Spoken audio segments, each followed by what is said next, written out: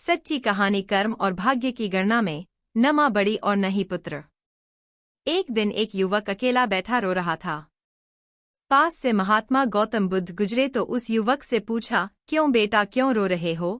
वह युवक बोला, हे महात्मा, मेरा संसार में कोई नहीं है। महात्मा गौतम बुद्ध युवक के पास बैठ गए और पूछा, बहुत दुख हुआ। क्या हुआ तुम्हारे माँ पिताजी को? युवक बोला, कुछ नहीं, माँ तो बिल्कुल ठीक हैं। महात्मा गौतम बुद्ध ने फिर पूछा, तुम्हारे भाई और बहन? युवक ने फिर कहा, वो भी ठीक हैं। महात्मा गौतम बुद्ध समझ नहीं पाया और युवक से पूरी बात बताने के लिए कहा। वह युवक बोला, मुझे इतने वर्ष लग गए यह जानने के लिए कि मेरा कोई नहीं है और किसी को मुझसे कोई भी लगाव नहीं है, न माँ पिताजी को, न भाई बहन को। मैंने सबके लिए इतना कुछ किया, लेकिन सब न जाने क्यों मुझसे इतनी नफरत करते रहे। मैंने तो किसी का कुछ नुकसान भी नहीं किया, बुरा भी नहीं किया, कभी किसी से धन की कोई लालसा नहीं रखी। महात्मा गौतम बुद्ध परेशान हो गए कि आखिर बात क्या है। उस युवक से अपनी कहानी सुनाने के लिए कहा। युवक ने अपनी कहानी सुनाई। जब मैं छोटा था तो एक बार मैं बहुत बीमार हुआ। मुझे बताया गया कि मुझे एक डॉक्टर ने बचाया। पढ़ाई के लिए मेरे स्कूल इतने बदले कि मुझे खुद पता नहीं कि मैं किस स्कूल से पढ़ा हूँ। थोड़ा और बड़ा हुआ तो मेरे माँ पिता ने मुझे अकेले बैलगाड़ी में बिठाकर काका के घर भेज दिया पढ़ाई के लिए। मैं साथ में बैठे एक यात्री की उंगली पकड़कर घंटों बैठा रहा। केवल 8 से 9 वर्ष का था मैं। 6 वर्ष बाद मैं वापस आया तो फिर पढ़ाई के लिए दूसरे शहर भेज दिया। फिर नौकरी लग गई। फिर नौकरी के लिए शहर से बाहर चला गया। वर्षों अकेला रहा और जब भी माँ पिताजी या भाई बहनों के पास मिलने आता कोई सीधे मुंह बात तक नहीं करता और सभी अनादर करते। फिर शादी हो गई तो माता पिता ने घर से निकाल दिया। फिर भी मैं साथ निभाता रहा। मैंने और मेरी पत्नी ने मिलकर परिवार को जोड़ने की बहुत कोशिश की, परंतु कोई भी हमसे रिश्ता रखना नहीं चाहता था। महात्मा गौतम बुद्ध की आंखें नम हो गई और साथ ही उस युवक की आंखें भी। उस युवक ने आगे बताना शुरू किया। फिर मेरी नौकरी बाहर दूसरे राज्य में लग गई और हमें वहां जाकर रहना पड़ा। परंतु जब भी मैं वापस मिलने आता तो हमेशा रो कर ही वापस जाता। किसी का व्यवहार नहीं बदला था। फिर पिताजी बीमार रहने लगे। उनकी देखभाल के लिए जब भी मैं आता 4 बातें सुनकर ही जाता। फिर एक दिन उनकी तबीयत और बिगड़ गई और उनका निधन हो गया। महात्मा गौतम बुद्ध ने युवक के सर पर हाथ रखकर उसको शांत करने की कोशिश की, परंतु वह युवक अपनी बात सुनाना चाहता था। युवक ने फिर बताना शुरू किया, मेरे पिता की मृत्यु पर कोई नहीं आया और केवल मैंने और मेरी माँ ने पिताजी की मृत्यु की बाद के सारे कार्य पूरे किए। हैरान था कि जिन बच्चों को हमेशा मेरे माँ पिताजी ने सबसे ज्यादा प्यार किया, आर्थिक सहायता दी, वो मेरे पिताजी के गुजर जाने के बाद इतने दूर कैसे हो गए। और सबने कहना शुरू कर दिया कि अब मुझे ही अपनी माँ का ख्याल रखना है और अपने पास रखना है, और अब उनको माँ से कोई मतलब नहीं था। महात्मा गौतम बुद्ध भी परेशान हो गया और युवक से आगे बताने के लिए कहा। युवक ने फिर बताना शुरू किया, मैं अपनी माँ को अपने साथ दूसरे शहर ले गया, परंतु हैरान था कि वहाँ भी मेरे ही घर में रहकर मेरी माँ सारा दिन मेरी और मेरे परिवार की बुराई मेरे बहन भाइयों से करती रहती। मैंने उनका बहुत ख्याल रखा। पहले वो खाना खाती फिर हम खाते, परंतु महसूस हुआ कि उनका मुझसे या मेरे परिवार से कोई भी लगाव नहीं था। कुछ दिन रहकर उन्होंने वापस अपने शहर जाने की जिद की और मैं उनको वापस ले आया। फिर वही शुरू हो गया। मेरे लिए मेरी माँ और भाई बहनों के दिल में केवल नफरत ही थी। जो भाई बहन अपने खुद के पिता के देहांत के बाद मिलने भी नहीं आए, वही मेरी माँ को सगे लगते थे। मैंने अपनी माँ को बहुत समझने की कोशिश की, परंतु वो नहीं मानी। आखिरकार वो मेरे छोटे भाई के घर रहने चली गई और वहीं रहने लगी। फिर क्या हुआ? महात्मा गौतम बुद्ध ने पूछा। फिर एक दिन अचानक उन्होंने वापस आकर फिर मेरे साथ रहने का फैसला किया, परंतु अब मैं तैयार नहीं था। मेरा परिवार इन सब घटनाओं से बहुत परेशान हो चुका था और अब आगे सहन करने को तैयार नहीं था। जिस माँ पिताजी ने, भाई बहनों ने इतने वर्ष तक मेरा सिर्फ शोषण किया हो, आज मेरी मदद मांग रहे थे क्योंकि माँ को कोई भी रखना नहीं चाहता था। फिर भी मैं कुछ नहीं बोला और माँ मेरे साथ रहने लगी। परंतु फिर उन्होंने वही मेरे और मेरे परिवार के बारे में मेरे इन्हीं भाई बहनों को उल्टा सीधा बताना शुरू कर दिया। रोज घर में झगड़े होने लगे और हार कर मैंने अपनी माँ को वापस उन्हीं के घर छोड़ने का निर्णय लिया, युवक ने बताया। महात्मा गौतम बुद्ध ने सारी बात सुनी और पूछा, फिर तुम रोक क्यों रहे हो? उस युवक ने कहा, हे महात्मा, मुझे यह समझ नहीं आ रहा कि शिकायत तो मुझे थी, शोषण तो मेरा हुआ, बुरा भला तो मैंने सुना।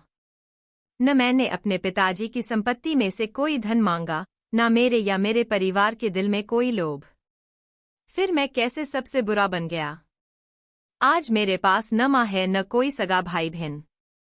और लोग कहते हैं मैंने अपनी माँ को छोड़ दिया। किसको छोड़ दिया? जो खुद मेरी कभी थी ही नहीं। छोड़ तो उन्होंने मुझे दिया। महात्मा गौतम बुद्ध मुस्कुराए और बोले, बेटा, लोग कहते हैं माँ से बढ़कर कुछ नहीं, परंतु माँ से बढ़कर है, और वो है कर्म। तूने बहुत कोशिश की परंतु तेरी कोशिश को और तेरे सम्मान को कोई समझ नहीं पाया। तुझे हमेशा दोषी ठहराया। यह कसूर और बदकिस्मती तेरी नहीं उनकी है। पछतावा तुझे नहीं उनको होना चाहिए, जिन्होंने अपने सबसे बड़े पुत्र और एक भाई को समझने में इतनी विशाल भूल कर दी। कर्म के हिसाब से सब बराबर हैं, न माँ बड़ी और न ही पुत्र, न ही पिता बड़ा और न ही भाई बहन। कर्म सिर्फ कर्म देखता है। आज तेरा यूं अकेले बैठकर यह सोचना ही बताता है कि तेरी तरफ से तूने बहुत कोशिश की, परंतु जब उनके भाग्य में ही तुझसे सुख प्राप्त करना नहीं था तो कहाँ से मिलता? इसमें तू क्या करेगा? इसलिए पछताना छोड़ और अपने परिवार और अपने भविष्य को संवार। यह कहकर महात्मा गौतम बुद्ध वहां से चल दिए और साथ ही युवक। महात्मा गौतम बुद्ध की शिक्षा। लगाव, सम्मान और भावनाएं एक तरफा नहीं होती। बिना लालच या लोभ से की गई सेवा धर्म के समान होती है और सही गलत का फैसला कर्म के आधार पर होता है। माँ तो माँ होती है, परंतु पुत्र भी पुत्र ही होता है, और कर्म और भाग्य की माने तो दोनों ही बराबर हैं। कर्म और भाग्य की गणना में ना माँ बड़ी और ना ही पुत्र। भाग्य का खेल। जो भी कार्य हम करते हैं अपनी मेहनत और लगन से करते हैं। इस बात पर कुछ लोगों को बहुत अधिक घमंड भी हो जाता है कि हमारे पास जो भी है हमारी अपनी मेहनत और कर्मों का नतीजा है, परंतु ये नहीं सोचते कि ये सब हमारे भाग्य में ही लिखा था। हम तो बस अपना कर्म करते हैं, परंतु होता वही है जो भाग्य में लिखा होता है। हमारे बड़े बुजुर्ग भी कहते हैं कि हमारे जन्म के समय ही हमारा भाग्य तय हो जाता है और उसी के चलते हमारे विचार और कर्म बनते रहते हैं। कुछ लोग इसके विपरीत भी बोलते हैं, परंतु जब जिंदगी उन्हें उनकी असलियत से सामना कराती है तो वे भी भाग्य को मानने के लिए तत्पर हो जाते हैं। कई बार हम सोचते कुछ और हैं और होता कुछ और है। ये सब हमारे नसीब का ही तो खेल है। अब देखो ना, बातों ही बातों में मैंने भाग्य, किस्मत, नसीब कितने नाम गिना दिए। नाम भले ही कई हों, अर्थ तीनों का एक ही है। आप लोगों ने पुरानी कहावत सुनी भी होगी, भाग्य के लिखे को कोई नहीं मिटा सकता। इसे राजा को रंक और रंक को राजा बनाने में देर नहीं लगती। इसी विषय पर मैं तुम्हें एक कहानी बताती हूँ। एक बार एक राजा था। उसका साम्राज्य बहुत ही खुशहाल था। उस राजा की 3 बेटियां थीं। सब कुछ शांतिपूर्ण तरीके से चल रहा था। राजा की तीनों बेटियां अपने पिता से बेहद प्रेम करती थीं। एक दिन राजा अपने महल की छत पर टहल रहा था। सब और शांति थी। यह देख वो अत्यधिक प्रसन्न था। कुछ समय पश्चात पता नहीं राजा को क्या सूझी, राजा जब दरबार में गया तो बोला, सभी लोग मेरा दिया मेरे भाग्य का खाते हैं। सभी दरबारियों ने हाँ में हाँ मिलाते हुए कहा, जी महाराज, हम सभी आपका दिया और आपके भाग्य का ही खाते हैं।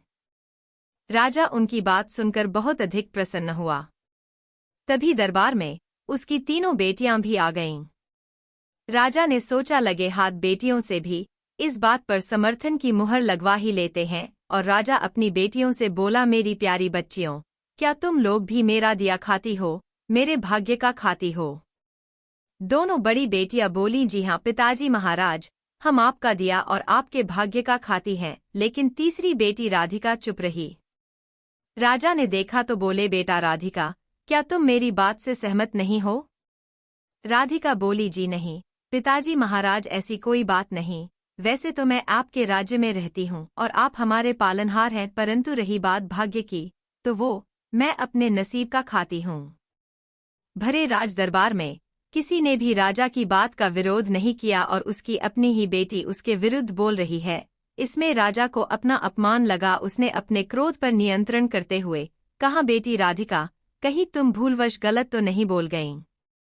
जी नहीं पिताजी महाराज, मैं अपने ही किस्मत का दिया खाती हूँ। राजा ने पुनः अपनी बात दोहरा दी। सभी दरबारी शांत थे। इस बार राजा को बहुत अधिक क्रोध आ गया और बोला, देखते हैं तुम कैसे अपने भाग्य का खाती हो। ये भाग्य ही तो अपना खेल खेल रहा था।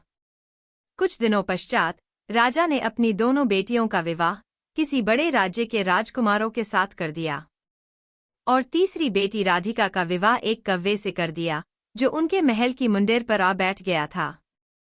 राधिका ने इस विवाह का विरोध किया, किंतु राजा को तो जैसे जिद हो गई थी। बोला, अब अपने भाग्य का खाओ, और उसे राज्य से कुछ दूरी पर एक जमीन का टुकड़ा दे दिया। राधिका उस कव्वे को साथ लेकर महल से बाहर आ गई। उस जमीन पर जाकर देखा तो वो बंजर जमीन थी। कहाँ वो महलों में रहने वाली नाजुक सी राजकुमारी और कहाँ आज वो बंजर जमीन पर अपने पति कव्वे के साथ थी। भाग्य का खेल वो समझ नहीं पाई और घबराकर रोने लगी। उसने कव्वे को उड़ाना चाहा, लेकिन वो उड़ा नहीं, उसी के साथ रहा। कहने लगी, ये देखो भाग्य का खेल। एक राजकुमारी कव्वे पति के साथ इस बंजर जमीन पर आ गई। फिर उसने सोचा, इस तरह रोने से काम नहीं चलेगा। उसने साहस और धैर्य से काम लिया। पहले तो वो नदी किनारे गई, स्नान किया, पानी पिया और उस कव्वे को एक टीले पर बिठाकर समीप के बगीचे से कुछ फल तोड़कर लाई और अपने पति को भी दिए। तभी तेज हवा चलने लगी। उसने सोचा, इस तरह तो नहीं रहा जा सकता, एक झोंपड़ी ही बनानी पड़ेगी और वो कुछ डंडे घास आदि एकत्रित कर गड्ढा खोदने लगी ताकि उन डंडों को ठीक से टिका सके। अभी गड्ढा एक हाथ ही खोदा था, तभी किसी चीज से वो पत्थर टकराया। अब तो राधिका के मन में जिज्ञासा जगी और उसने और अधिक गहरा गड्ढा खोदा। खोदते खोदते उसे शाम हो गई। उसमें से एक बड़ा कलश निकला जो स्वर्ण अशर्फियों से भरा पड़ा था। अगले दिन राजकुमारी ने वहां महल की नींव डलवा दी और कुछ ही महीनों में उस स्थान पर अपने पिता से भी बड़ा सुंदर और शानदार महल खड़ा हो गया। इस बीच वो कव्वा हमेशा उसके साथ रहा। अब तो राजकुमारी को अपने उस कव्वे पति से प्रेम भी हो गया और दोनों साथ साथ रहते। एक दिन राधिका ने प्रेमवश उस कव्वे को चूम लिया। राजकुमारी राधिका के चूमते ही एक चमत्कार हुआ। वो कव्वा एक बहुत ही सुंदर राजकुमार में बदल गया। तब उसने बताया, मुझे अपने सुंदर होने पर अहंकार था। एक दिन मैंने उसी अहंकार में जादूगरनी का अपमान किया, तब उस जादूगरनी के श्राप से वो कव्वा बन गया था और तुमने इस बदसूरत कव्वे को प्रेम करके उसका श्राप तोड़ दिया।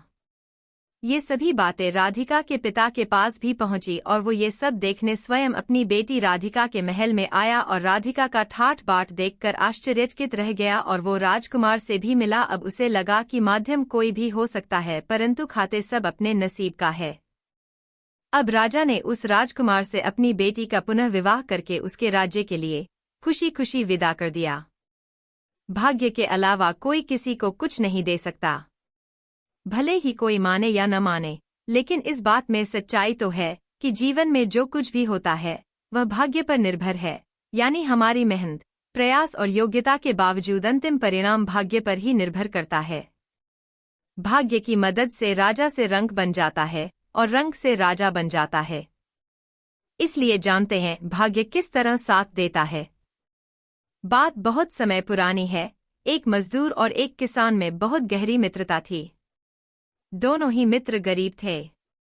एक दिन अपनी आर्थिक स्थिति से परेशान होकर उन्होंने धन प्राप्ति के लिए राजदरबार में जाने की सोची।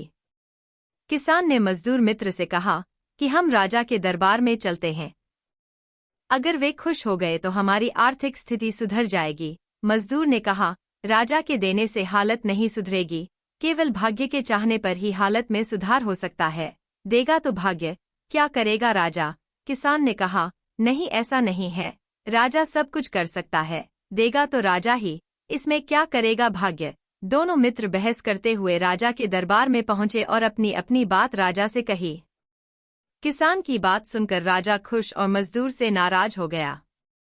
उन्होंने दोनों को दूसरे दिन राज दरबार में आने को कहा। दूसरे दिन राजा ने मजदूर को चावल, दाल और कुछ पैसे दिए और किसान को चावल, घी और एक कद्दू दिया।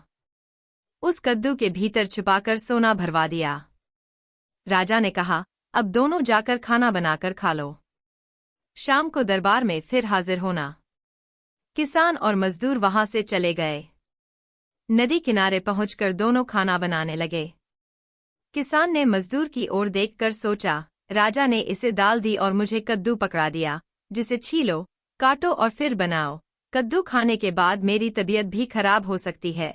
यह विचार आते ही उसने मजदूर से कहा, मित्र ये कद्दू तुम ले लो और अपनी दाल मुझे दे दो। कद्दू खाने से मेरी तबीयत खराब हो जाती है। मजदूर ने उसे दाल देकर कद्दू ले लिया। मजदूर ने जब कद्दू काटा तो उसमें से ढेर सारा सोना निकला। यह देखकर वह मजदूर खुश हो गया। उसने सोना एक कपड़े में बांध लिया और कद्दू की तरकारी बनाकर रख ली, लेकिन आधा कद्दू राजा को दिखाने के लिए रख लिया। शाम को दोनों जब राजा के दरबार में पहुंचे तो राजा ने किसान की ओर देखा, लेकिन उस किसान के चेहरे पर कोई खुशी नहीं थी। यह देखकर राजा आश्चर्य में पड़ गया। राजा कुछ कहता इससे पहले मजदूर ने कद्दू का आधा हिस्सा राजा के सामने रख दिया। राजा ने किसान की ओर देखा और पूछा, कद्दू तो मैंने तुम्हें दिया था? किसान ने कहा, हाँ, लेकिन मैंने उससे दाल ले ली और अपना कद्दू उसे दे दिया। राजा ने मजदूर की ओर देखा। मजदूर ने मुस्कुराकर कहा, देगा तो भाग्य ही, क्या करेगा कोई। भाग्य को कोसने वाले लोग। बहुत समय पहले की बात है। महात्मा गौतम बुद्ध एक बार अपने आश्रम में प्रवचन दे रहे थे। तभी महात्मा गौतम बुद्ध के आश्रम में एक व्यक्ति आता है जो हमेशा अपने भाग्य को कोसता रहता था। वह महात्मा गौतम बुद्ध के पास आया और बोला, हे महात्मा, भगवान ने मेरे भाग्य में इतने दुख क्यों लिखे हैं? तब महात्मा गौतम बुद्ध ने उसे व्यक्ति को इस कहानी के माध्यम से समझाया। एक बार एक व्यक्ति अपनी जिंदगी से बहुत परेशान था। वह हर समय अपने आप को कोसता रहता था कि क्या जिंदगी मिली है, मुझे क्या जीवन है, हर परेशानी मेरे साथ ही है, हर दुख मुझे ही आकर घेरता है, हर झंझट मेरे ही सर पड़ता है। एक दिन इसी तरह बैठा हुआ अपने आप को कोस रहा था कि क्या नसीब है मेरा, क्या किस्मत है मेरी, क्या जिंदगी है मेरी, भगवान ने सारे दुख मेरे ही भाग्य में लिखे हैं। कि तभी अचानक एक बाज अपने शिकार को पंजों में दबाए हुए एक पेड़ पर आकर बैठ जाता है और वहीं पर अपने उस शिकार को खाने लग जाता है। यह परेशान व्यक्ति जब उस बाज को देखता है तो कहने लगता है कि क्या जिंदगी है इसकी, क्या जीवन जी रहा है। मजे का ना इसे खाने की चिंता, ना पीने की, ना पहनने की और ना ही परिवार की। शिकार करता है और मस्त खुली हवाओं में कभी इधर घूमता है कभी उधर घूमता है, सारे दिन आसमान में उड़ता रहता है। असल जिंदगी तो यही है, जीवन तो यह जी रहा है। और फिर वह आसमान की तरफ देखकर जोर जोर से चिल्लाता है कि काश मैं भी एक बाज होता तो मुझे भी कोई दुख ना होता, मुझे भी कोई परेशानी ना होती, काश मैं भी एक बाज होता। जब वह व्यक्ति लगातार 2 से 3 बार जोर जोर से चिल्लाता है कि काश मैं भी एक बाज होता तो मुझे भी कोई दुख ना होता, मुझे भी कोई परेशानी ना होती, तभी अचानक आसमान में बिजली कड़कने लग जाती है और आसमान से आवाज आती है कि हे मनुष्य, क्या यह हमने सच सुना कि तू हमारी दी हुई जिंदगी से परेशान है और तू एक बाज बनना चाहता है। तो इस आकाशवाणी को सुनकर यह व्यक्ति हैरान रह जाता है और आसमान की तरफ देखकर कहता है कि हाँ, मैं सच में अपनी इस जिंदगी से बहुत परेशान हूँ, क्योंकि हर परेशानी मेरे साथ ही है, हर दुख मुझे ही है, हर तकलीफ मेरे ही साथ है। तो आसमान से फिर आवाज आती है कि हे मनुष्य, एक बार फिर सोच ले, हमने तुझे बड़ी प्यारी जिंदगी दी है, लेकिन अगर फिर भी तू चाहता है कि हम तुझे बाज बना दे तो हम तुझे बाज बना देंगे, लेकिन अगर एक बार हमने तुझे बाज बना दिया तो फिर हम तुझे बाज से मनुष्य दोबारा नहीं बनाएंगे। तो वह व्यक्ति तुरंत जवाब देता है कि मैंने अच्छी तरह से सोच लिया है कि मुझे अब बाज ही बनना है, और एक बार बाज बनने के बाद मैं दोबारा कभी नहीं कहूंगा कि मुझे मनुष्य बनना है। तभी आकाशवाणी होती है कि जैसे तुम्हारी इच्छा, और वह व्यक्ति बाज बन जाता है। बाज बनते ही वह इंसान खुली हवाओं में उड़ने लगता है। कभी उड़ता हुआ इधर चला जाता है, कभी उड़ता हुआ उधर चला जाता है और सोचता है क्या मजे की जिंदगी है। असल जिंदगी तो यही है, ना कोई चिंता, ना कोई परेशानी, ना कोई डर। वह सारा दिन ऊंचे आसमान में उड़ता रहता है। 2-3 मिनट पंख मारता है, उसके बाद पंख मारना बंद कर देता है और लंबे समय तक हवाओं में तैरता रहता है।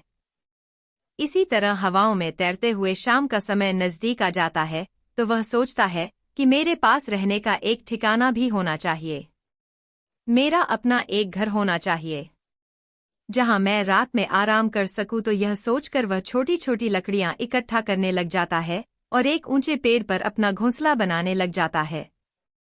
एक एक लकड़ियां इकट्ठा करके वह अपने लिए एक सुंदर सा घोंसला तैयार कर लेता है और रात में उसी में सो जाता है और सोचता है सुबह उठकर शिकार भी करूंगा और सुबह उठकर फिर से मौज मस्ती भी करेंगे, खुली हवाओं में उड़ेंगे। सुबह होते ही वह शिकार की तलाश में निकल पड़ता है। हवाओं में उड़ता रहता है, ऊपर से जाकर देखता है कि कहीं जमीन में मुझे कोई शिकार नजर आए तो मैं तुरंत जाकर उसे दबोच लूं और वहीं पर खा लूं, लेकिन उसे कोई शिकार नजर नहीं आता। काफी वक्त बीत जाता है, वह लगातार ऊंचाई से शिकार को ढूंढता रहता है लेकिन उसे कोई शिकार नहीं मिलता। फिर पास एक जंगल होता है, वह बाज उस जंगल में चला जाता है यह सोचकर कि शायद वहां जंगल में कोई अच्छा सा शिकार मेरे हाथ आ जाए। यह जंगल के ऊपर उड़कर शिकार को ढूंढता रहता है, जंगल के अंदर जाकर भी शिकार को ढूंढता है लेकिन इसे वहां भी कोई शिकार नहीं मिलता। शाम का समय नजदीक आ जाता है तो निराश होकर वापस अपने घोंसले की तरफ लौट रहा होता है कि रास्ते में थककर एक पेड़ के ऊपर बैठ जाता है। जब वह उस पेड़ के ऊपर बैठा होता है तो उसकी नज़र एक बीमार चिड़िया पर पड़ती है जो कि घायल अवस्था में होती है। वह बाज तुरंत जाकर उसे दबोच लेता है, उसके पंख निकालकर अलग कर देता है और उसे खा जाता है। उस चिड़िया को खाने के बाद वह अपने घोंसले की तरफ उड़ जाता है और रास्ते में सोचता है कि चलो बीमार चिड़िया ही सही, लेकिन कुछ तो खाने को मिला। वह अपने घोंसले पर पहुंचकर आराम करने लगता है और सोचता है सुबह एक अच्छा सा शिकार पकड़ लूंगा और अपनी भूख मिटा लूंगा। जैसे ही सुबह का प्रकाश होता है वह निकल पड़ता है, अपने शिकार की तलाश में हवा में उड़ता रहता है लेकिन आज फिर कोई शिकार इसके हाथ नहीं आता। काफी समय बीत जाता है, यह ऊंचाइयों पर जाकर अपनी तेज नजरों से शिकार को ढूंढने की लगातार पूरी कोशिश करता है लेकिन इसे कोई भी शिकार नजर नहीं आता। फिर वह पास के उस जंगल की तरफ चला जाता है लेकिन इसे वहां भी कोई शिकार नहीं मिलता। इसी प्रकार पूरे दिन उड़ते उड़ते शाम का समय नजदीक आ जाता है तो यह निराश होकर वापस लौटने लगता है और रास्ते में एक पेड़ पर आकर बैठ जाता है। सोचता है शायद आज फिर कोई बीमार चिड़िया मेरा इंतजार कर रही हो, लेकिन हर बार किस्मत मेहरबान थोड़ी होती है। आज इसे कोई बीमार चिड़िया नहीं मिलती। यह थक हार कर वापस अपने घोंसले की तरफ चल पड़ता है और घोंसले पर पहुंचकर भूखा प्यासा ही सो जाता है और सोचता है कल सुबह एक बड़ा सा शिकार पकड़ लूंगा और आज की भूख भी मिटा लूंगा। रात को अपने घोंसले में सोया होता है, गहरी नींद में होता है कि तभी अचानक एक भयानक तूफान आता है। इस तूफान की हवा इतनी तेज होती है कि इसके घोंसले को उड़ाकर एक जगह फेंक है और उसे कहीं दूर दूसरी जगह फेंकती है। तो वह जहां पर गिरता है वहां नीचे एक नोकदरा लकड़ी पड़ी होती है जो इसके पंजे में गड़ जाती है और इसे बुरी तरह घायल कर देती है। तूफान के रुकने के बाद बारिश शुरू हो जाती है, तेज बारिश होती रहती है पर यह किसी तरह से पेड़ों के नीचे छुपकर बैठा रहता है। बड़ी मुश्किल से इसकी रात कटती है। जब सुबह होती है तो बारिश रुक जाती है। बारिश के रुकते ही चारों तरफ खुशियां छा जाती हैं, चारों तरफ हरियाली छा जाती है, नदियां और झरने तेजी से बहने लगते हैं। सब कुछ फिर पहले के जैसा हो जाता है। लेकिन यह बाज अब पहले के जैसा नहीं रहा था।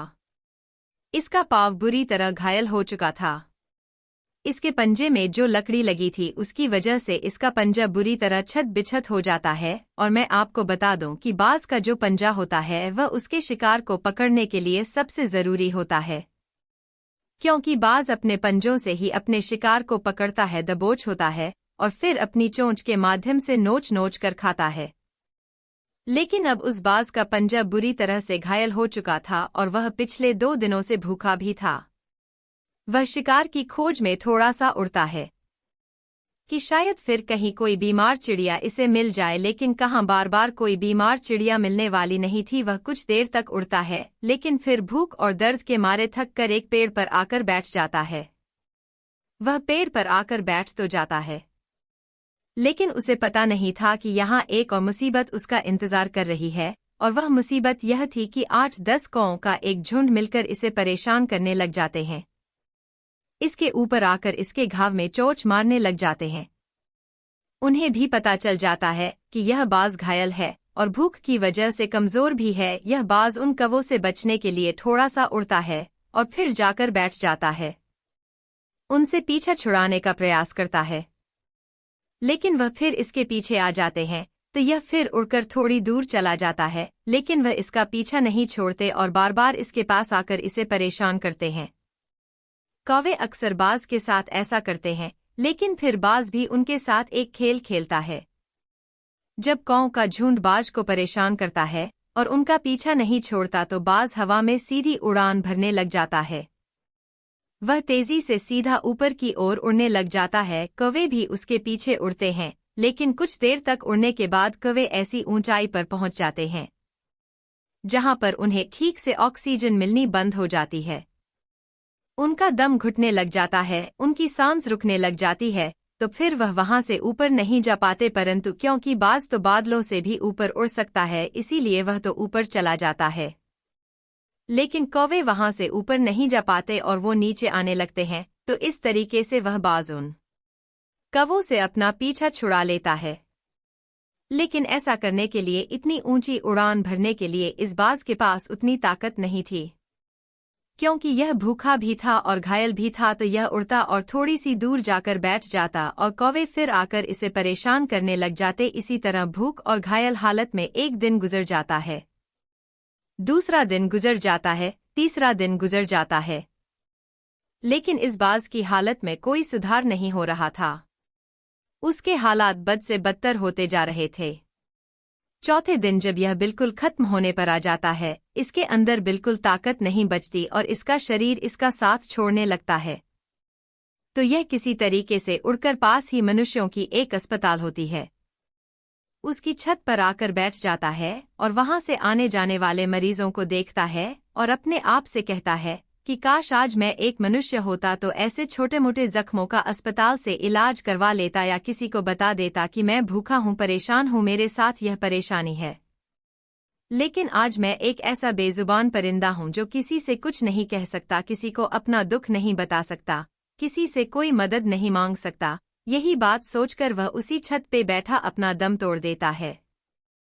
वह अपनी जान की कुर्बानी तो दे जाता है, लेकिन साथ ही साथ हमें यह सीख भी दे जाता है कि आपको जैसा ईश्वर ने बनाया गया है, आप जैसे भी हो उसी में खुश रहो और उसी में बेहतर करने की कोशिश करते रहो, ना कि इस बात से परेशान रहो कि काश मैं ऐसा होता, काश मैं वैसा होता, काश मैं यह बन जाऊं। आपको जैसा भी बनाया गया है, आप उसी में अपना सर्वश्रेष्ठ करने का प्रयास करते रहो। महात्मा गौतम बुद्ध की शिक्षा हमें जीवन का एक बहुत ही महत्वपूर्ण नियम सिखाकर जाती है कि हम जैसे भी हैं अच्छे हैं, बस हमें उसी में अपना सर्वश्रेष्ठ करने का प्रयास करते रहना चाहिए। और जो हमें भगवान ने दिया है उसके लिए हमेशा भगवान का धन्यवाद करते रहना चाहिए।